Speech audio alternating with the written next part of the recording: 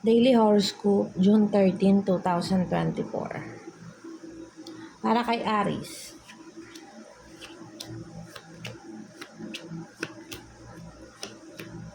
Sa Aries ngayon, sinasabi ng takbo ng baraha is kailangan mag-ingat daw tayo sa mga taong nakapaligid sa atin, no? Dahil nakikita ko dito na may pain kang dinadala, no? Hindi ito makakabuti sa iyo para makipag-communicate palalo sa mga tao, no? Kasi nakikita ko na maaari kang mapuno o mawalan ng control sa araw na ito, no? Nakikita ko rin dito regarding sa pera, magiging maayos naman, no?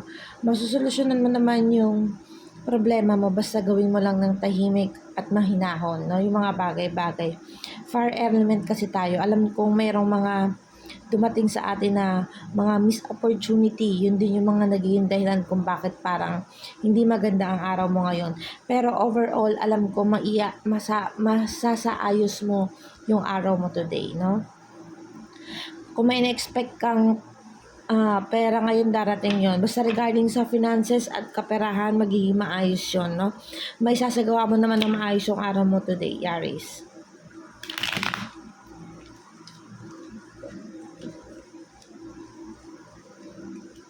Para naman kay Taurus.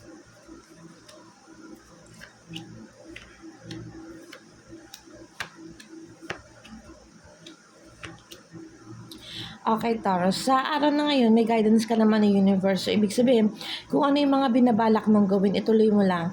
Kung may mga bagay ka nang ginawa before na hindi mo pa nakikita yung bunga nun, ibig sabihin, mag-antay ka lang daw ng konti dahil nakikita mo daw na fruitful naman daw yon. Yung mga pagsisikap mo, magiging positive at success naman daw yan, sabi dito sa cards. No?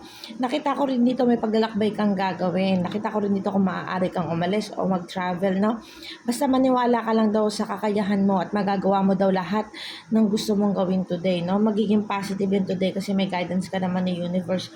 Hindi ka daw mabibigo ngayon, Taurus. So go and go. Lahat ng mga balak mong gawin araw mo ito, Taurus. No? Punta naman tayo kay Gemini.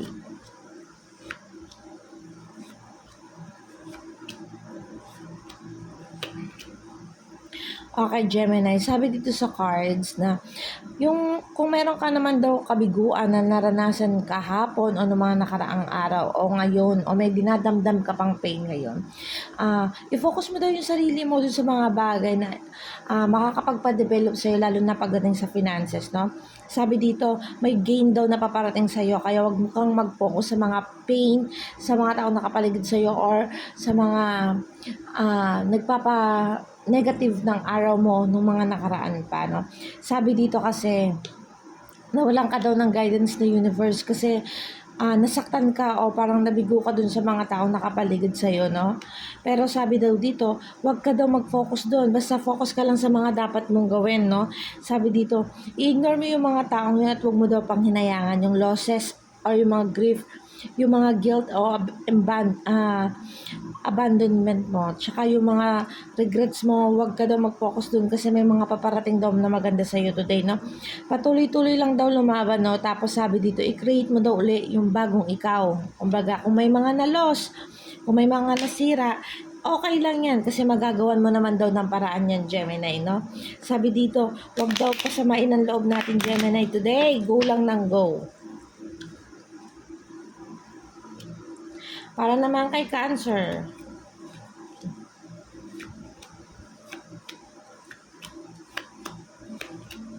Okay, Cancer. Sabi dito, no, kung meron ka daw mga ine-expect na ugnayan sa ibang tao, sabi, wag daw masyadong dibdibin yung kung hindi ito magiging successful, no.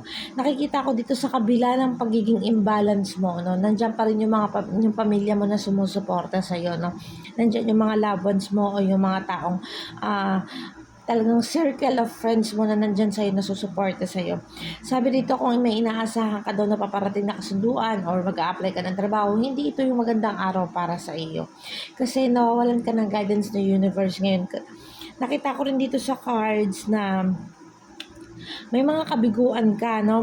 Mawawalan ka ng mga ideas today. Makikita mo mawawalan ka sa tamang direksyon. Pero yun nga, nandiyan pa rin yung mga taong nagmamahal sa'yo, no? Kung meron kang kapartner ngayon na hindi maganda ang dating sa'yo, focus ka dun sa magulang mo, sa mga sisters mo, tsaka sa families mo, no? Sabi dito, kasi nagne-negative yung card mo, Cancer, today. Pero sabi dito, focus lang kung ano makapagpasaya sa iyo at wag mo i-ignore mo din yung mga taong hindi maganda today, no? Mag-ingat sa mga taong pagkakatiwalaan mo ngayong Cancer kasi medyo alanganin tayo sa araw na ito. Punta naman tayo kay Leo.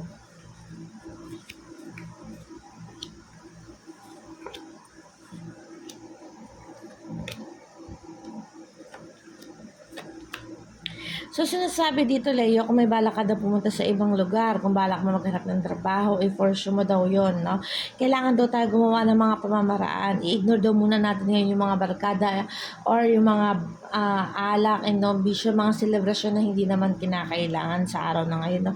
Sabi dito, no, marami ka daw ipapalagpasin ngayon kasi gusto mo daw mag-pursue o nakapokus ka talaga sa pangkabuhayan, no? Ibig sabihin, nakapokus ka sa goal mo, no? Tuloy-tuloy lang kahit na mayroong mga balitang hindi maganda sa'yo. Huwag kang mawawala ng pag-asa today kasi alam kong magigain yan. Basta kung meron kang lakad ngayon, ituloy mo. Kung may mga balak kang gawin ngayon, ituloy mo. Magiging maganda ang bunga nito, Leo, no? Para kay Virgo,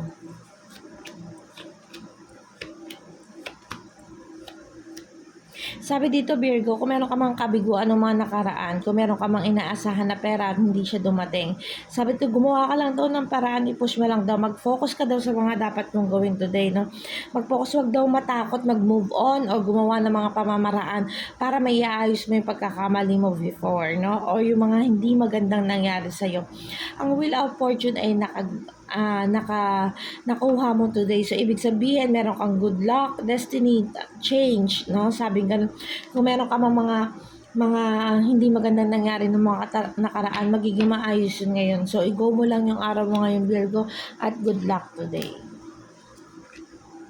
Para naman kay Libra,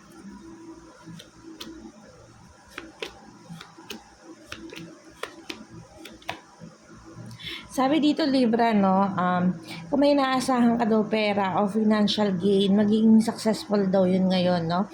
Alam ko naman pinupursige mo ito at nakikita ko naman talaga na makakakuha ka ng success o victory pag regarding sa financial. Regarding naman sa mga tao o yung mga taong nakapaligid sa iyo, kailangan maghinay-hinay ka ng mga sa salita natin or kung meron ng mga taong nandyan sa iyo na hindi naaayon sa kagustuhan mo, hayaan na lang natin at ipagpasa Diyos na lang natin, no? Lalo na sa regarding sa mga family natin, no?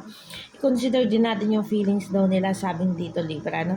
Nakikita ko rin dito na may returning home ka kung gusto mong umuwi o tawag doon, bumalik sa kung sino man or meron kang naging kaalitan regarding sa family mo at meron ka naman nandyan na tao na pwedeng umalalay sa'yo, i-go mo lang daw, wag ka daw mag-hesitate na mag-vocal o magsabi ng iyong saloobin.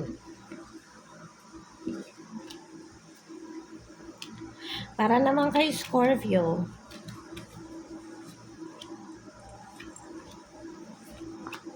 so ngayon, Scorpio, nakikita ko, no, medyo alanganin yung family natin ngayon kasi nakikita ko ngayon na tawag dyan, medyo may sigulot ng konti pero alam ko pinupursyo mo kung ano yung meron ka. Kung meron, pinupursyo mo kung ano yung makakabuti sa mga pangarap mo. Nakikita ko dito regarding sa family na wala ng imbalance, no? Sabi dito, no?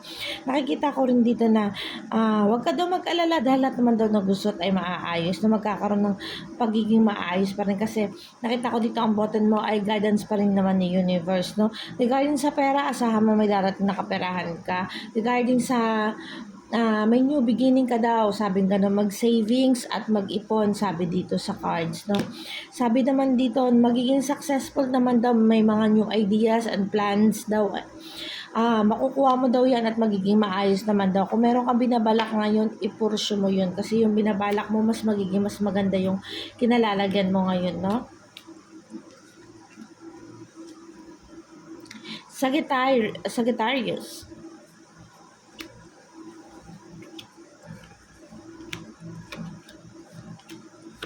Okay, ngayon, Sagittarius, ano sabi dito sa cards na kung kailangan mo daw mag-move forward, kung ano daw yung mga nakalipas na, hayaan mo na lang daw yon. Iiwan mo daw yon at mag-move on ka na daw, sabi dito sa cards, Sagittarius, no? Kung meron ka mang mga binabalak before na hindi mo nagawa, ito na yung panahon na yon para, tawag doon, gawin yun. At kung meron man mga nakalipas na hindi maganda para sa'yo, iiwan mo na daw yon, abandonment, sabing ganon. Hindi ka daw masasaktan sa magiging desisyon mo kapag binitawan mo yung mga bagay na nakapagpapabigat sa'yo o kaya meron ka mga unfinished business na hindi pa natatapos, ibigay mo na daw yung kasi may new beginning daw sa'yo, no, sabi dito, no. Makakatanggap ka rin ng mga mensahe na makakagaan sa kalooban mo, sabi dito. Huwag ka daw matakot na magbago or mag-fear of change, no? Huwag ka daw matakot na magkaroon ng panibagong simula ngayon, sa Sagittarius. Sabi dito naman, makukuha mo daw yung tamang sagot kapag bumitaw ka daw sa mga bagay-bagay na dapat mo nang bitawan, ano? Para naman kay Capricorn, mag-ingat tayo sa mga taong nakapaligid sa atin, sa mga kaibigan natin, o may mga binabalak tayong mga gawin pero ni-establish na natin, no? Baka mapagchismisan tayo kasi may betrayal dito o may evil eye tayo, no? Sabi naman daw dito, magiging maayos naman daw ang relationship natin sa pamilya, no? Yun nga lang, kailangan mag-ingat tayo sa mga taong pagkakatiwalaan natin, lalo na pag regarding sa pera, no? Kasi nakikita ko dito, pag regarding sa pera, nag-negative siya. Although, maibabalanse mo naman ito, no? Sabi, kahit naman na magka-failure, maibabalanse mo rin. Kaya lang, syempre, pag mumulan ito ng disconnected, no? Parang imbalance, no? Sabi dito, pagsisimulan nito ng hindi magandang araw mo. Kaya kailangan, kaysa masira ang araw mo, hayaan mo sila ang masira ang araw nila, Capricorn. No? Kung may nangungutang sa'yo, wag mo muna pautangin yung mga guy, basta regarding sa financial. No? Kung balak mo mag-invest ngayon, wag muna sa araw na ito. No? Para naman kay Aquarius. Sa Aquarius, sinasabi ngayon, no, kung may bala ka man daw puntahan, wag daw muna sa araw na ito. No, sinasabi ngayon na, tawag dyan, hindi magiging balanse ang araw mo ngayon, lalo na regarding sa pera, no, at sa mga taong nakapaligid sa iyo, sabi dito, no. Although nakita ko naman makaka-recover ka naman dun sa mga chismis o sa mga kumakalat na balita sa iyo, sabi dito, no. Magiging maayos naman kung meron ka naman hindi pagkakasundo sa iba, magiging smooth naman yung araw mo today, no. Yun nga lang, kailangan mo i-balance lahat, lalo na regarding sa pera at financial, ha. Sa mga taong nakapaligid sa iyo, be wise kasi may mga taong nandiyan pa rin na nagmamasid sa mga kilos mo, Aquarius, no? So, kailangan ingatan mo rin yung sarili mo, huwag masyadong magtiwala at huwag magbibigay ng kung ano-ano regarding sa tao, lalo na kung hindi sila importante masyado sa'yo, no? Huwag masyadong maging generous sa atin dito. Pisces, para naman kay Pisces. Okay. So, nakikita ko dito, Pisces, may mga desisyon kang naging nabigo o meron kang mga desisyon na hindi naging successful, di ba? Sabi dito, marami kang opportunity na na-miss, no? Tapos nawawalan ka sa non-direction. Nakikita mo to, nasasaktan ka, di ba? Nakita ko rin na nasaktan ka talaga, maraming stress, nandito na yung feeling na overwhelmed, tapos mental overload, sobrang kakaisip, no? Nawawalan ka na ng kalakasan dahil doon. Huwag ka daw masyadong malungkot, sabi Pisces. Gumawa ka daw ng paraan para makapag-move on, no? Sa nakikita ko dito, medyo negative yung cards mo today, no? Nakita ko rin dito may mga pinagdaanan ka ng problema, no? Sabi regarding daw sa pamilya, unhappy daw, no? Sabi naman daw dito, no? Learn to study daw, to grow, to work daw. Mag-focus daw sa trabaho, sabi dito, para hindi daw masyadong mag-focus sa mga anxiety o negative, no? Unhappy, happiness, stress, no? Huwag ka daw mag-focus sa mga bagay na gano'n, no? Sabi Pisces. Focus ka daw sa makakapag-gain sa'yo, Pisces. Huwag mo daw masyadong damdamin o huwag ka masyadong maging emotional, lalo na sa araw na ito, Pisces. At ito lamang ay isang guide para sa lahat. Salamat po sa mga nagsusubaybay. Maraming salamat po.